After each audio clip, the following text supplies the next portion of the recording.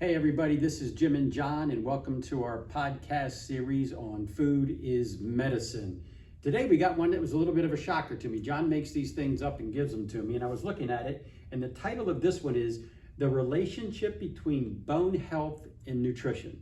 Now I gotta be honest, when I think about bone health and I think about what we do at Five Bridges Health and Fitness, I'm usually thinking about our vibration training on power plates and some of the other things we do. And the whole thing about the idea that nutrition can help in that space is kind of new to me. So, John, talk about the relationship between the two.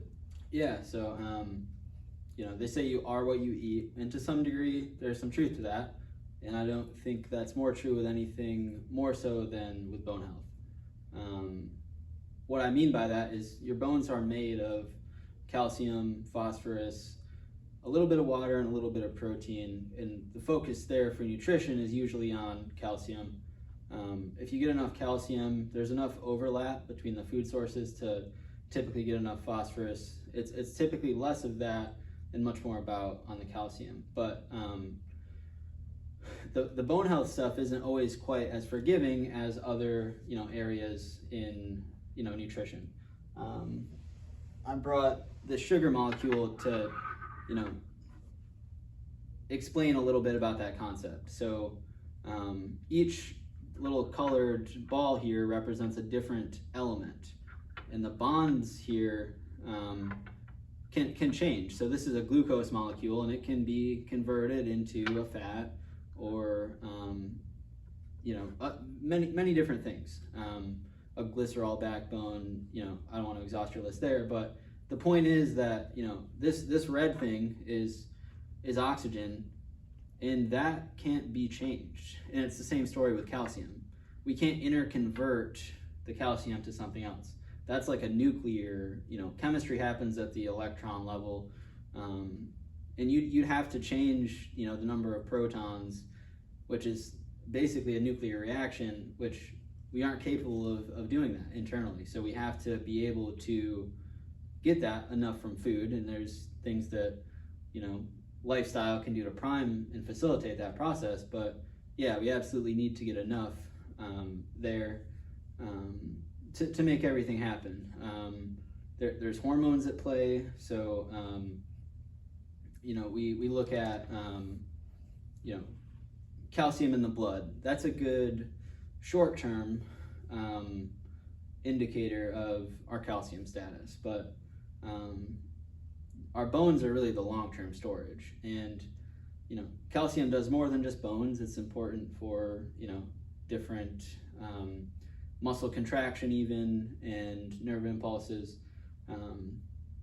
It does a lot of things, and that's why our hormones will adjust if the blood levels aren't high enough, because the blood is ultimately that's when we need something systemically, that's where we're going to pull it from. If we don't have enough in the blood, it's going to pull it from the bone. So what I'm getting at is a chronic, deficient intake of calcium can lead to issues with bone health.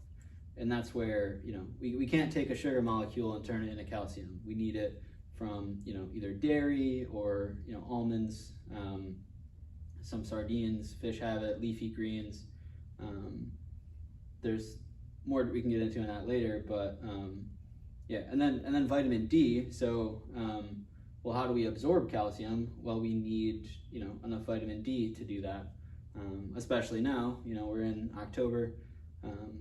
It's very hard to get enough vitamin D through diet alone. I recommend everyone typically take 2,000 IUs or more of vitamin D as a maintenance dose, unless you are have some other health condition, or you're on the high end of vitamin D, which is usually only in the case of excess supplementation.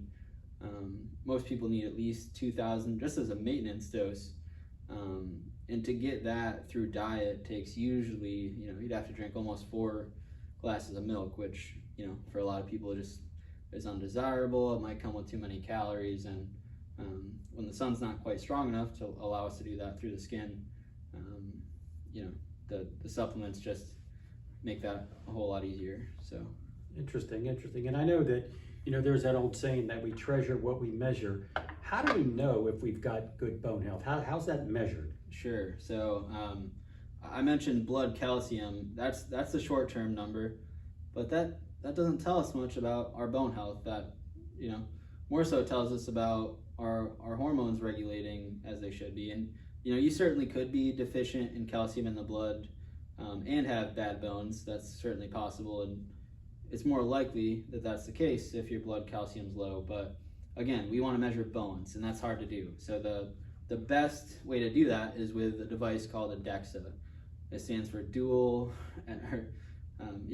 energy X-ray absorptometry, which is, you know, you basically just lay on like a medical exam table, and they take kind of like a, you know, an X-ray arm, and it sweeps, you know, back and forth. And what they're looking at is, you know, how dense are your bones. They can tell, you know, they'll basically give you, you know, where you score there in terms of a percentile. And once you know, are below a certain point, they'll essentially diagnose osteoporosis typically, or, you know, encourage calcium supplementation. But yeah, that's the best way to do it, and that's actually the gold standard for body composition in general. The STIQ that we have for body composition, well, that only goes skin deep, right? So something like the DEXA is really required to, you know, get into those details. Interesting. And the STIQ is actually validated using the DEXA technology, which is kind of cool, knowing that that is the gold standard. So nice. And so I know you mentioned a little bit about calcium, but you know, now let's hop into the real nutrition piece beyond that, and what can somebody do through nutrition to maximize bone health? Sure. So minerals are a bit tricky. You know, you certainly want to get enough in a daily volume. That's always, you know, so I think, I don't know the recommendations off the top of my head, but I think it's somewhere between 800 and 1200 milligrams a day. So that's for, again, more of a maintenance. Maintenance and deficiency correction are always different stories. But, you know, the dietary stuff, so getting dairy if you can, the green leafy stuff if you can, getting sources of vitamin D. Ideally, you're pairing vitamin D with calcium, which is why, you know, milk isn't naturally very high in vitamin D, but it's fortified because it has that synergy between calcium and vitamin D to help, you know, get more out of what we eat. You know, a lot is kind of filtered through the liver if we have, or the kidneys if we have too much, and could be excreted, but that's where hormones are kind of at play there. But yeah, the things like sardines, the leafy greens, the dairy. The other thing that people don't talk about is minerals compete for absorption. So, you know, as things like iron and calcium and magnesium go through the small intestine, they're competing to go through. It's almost like if you and I were trying to walk through the same doorway, you know, but the doorways, we're on almost like a conveyor belt in a sense, because the small intestine continues to move. So if you have a high iron meal, if you have red meat with, like, let's say you have a cheeseburger and you have the iron from the burger, but you have, you know, calcium with it. The cheese is going to contain calcium. That iron and calcium are going to compete. You'll get absorption of both, but if you had the cheese alone, you'll probably end up with a higher intake of calcium as it relates to your blood. So being strategic in terms of, you know, spacing those minerals out can certainly help. And yeah, trying to get, you know, these things are often absorbed, they say, passively, so it helps to have enough of a volume at any one meal. So especially, you know, for those with a focus on that, trying to get, you know, half to a third of your daily calcium in that one shot, and then even if you might have iron or magnesium, you can outcompete that a little bit with enough of the dietary calcium. Or you know, if you were to have, you know, some of those high iron meals, maybe, you know, shuffling those around to different meals in the day. So Cool, cool. You mentioned before a little bit about vitamin D, and I think natural vitamin D with the sun. Sure. And everybody, well, not everybody, but a lot of people now are worried about exposure to the sun and all those things. So kind of a two-part question. Number one, what's an ideal time in the sun to get the vitamin D absorption you need without overdoing it? And that might be different based on skin type, number one. And number two, what other lifestyle things can people be thinking about as it relates to bone health? Sure. Great question. And I guess the answer for the first part, it definitely depends. So the lighter your skin, the more vitamin D you will absorb. So if you are of a darker complexion, you will absorb less vitamin D. The trade-off is, if you have fair skin, you'll burn easier. So that's more of I think, an evolutionary adaptation, but yeah, certainly it would depend, and even things like how cloudy is it, things like the UV index, which changes all the time. They say, yeah, I would recommend enough to, not burn, certainly, but at that, there's a lot of factors there. But the other part with lifestyle, things like the power plate, weight-bearing exercise. People like firefighters often have great bone density because they're carrying at probably 50 or more pounds on their back and with equipment, and that just constant load of that weight can help. Obviously, things like strength training is important. And those are more facilitators, but at the end of the day, we need the brick and mortar, for that work to take place. So that's where, nutrition and lifestyle meet there to support bone health. Got it. And that's why a lot of times at Five Bridges, we talk about this idea of total health all the time, right? It's not just working out, it's not just cardio, it's not just strength, it's not just nutrition, it's not just massage. It's kind of all these things together play a role in making one healthy. Last question, and this is always interesting. So some of us don't have bone issues, right? But some of us do, right? Especially as we age a little bit every now and then, we get things like osteoporosis and osteopenia and those kinds of things. How do you manage diet to help with those things once they've sort of onset? Sure, yeah, so, to get into that, again, it goes back to, there's a different, a plan for someone to maintain good bone health versus we're in a deficit and we need to correct. So for those people that need to correct, what might work for you or me might not work for them. So in that case, you want to get, typically close to 600 milligrams of calcium, either with meals as a supplement or between meals. Again, if you have, something that's higher in iron, that might pull from, we don't want too much competition there. And what's important to note too is, there are hormones in the blood that correct for all this stuff. So if we ate a ton of calcium and it's too high, there's a hormone called calcitonin that steps in, and that's role is to take that, normalize blood calcium by storing it in bone.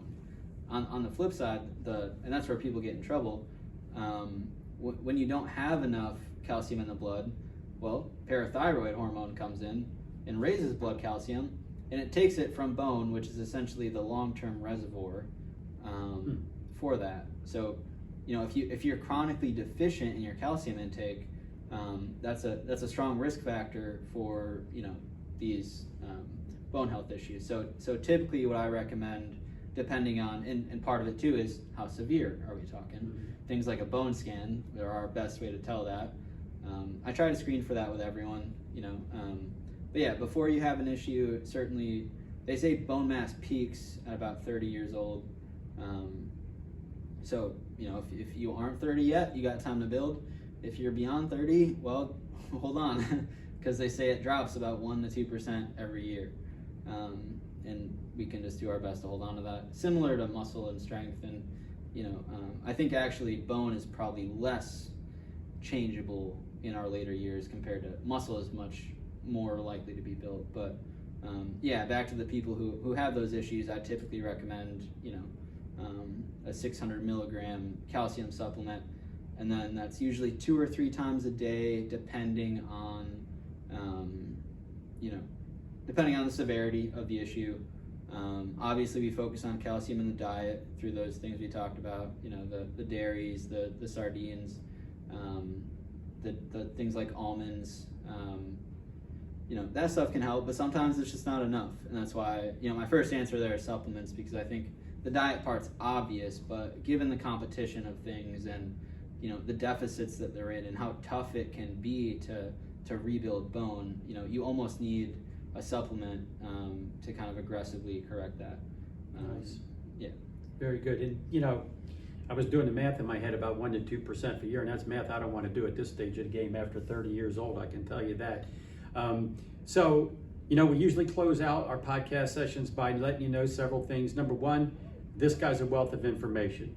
Number two, you don't need to be a member of our club to take advantage of John's services. And number three, I mentioned in each one that we accept health insurance, and we have found that we accept 6 different insurances that literally pay dollar for dollar for coming in and seeing John. And each program and each coverage is a little bit different than the other one, so you can come in and check that out. But as we continue down this path of total health and food is medicine, we're touching on a variety of different things. And I think the mistake that a lot of people make is they hear registered dietitian and they immediately go to weight management. When in reality, I don't even think we've covered weight management yet. We've covered glucose, and we've covered cholesterol, and we've covered bone, and we've covered a lot of stuff. We haven't even gotten there yet. So thanks for tuning in. We'll be back at you in a week or two with our next session. Have a great one.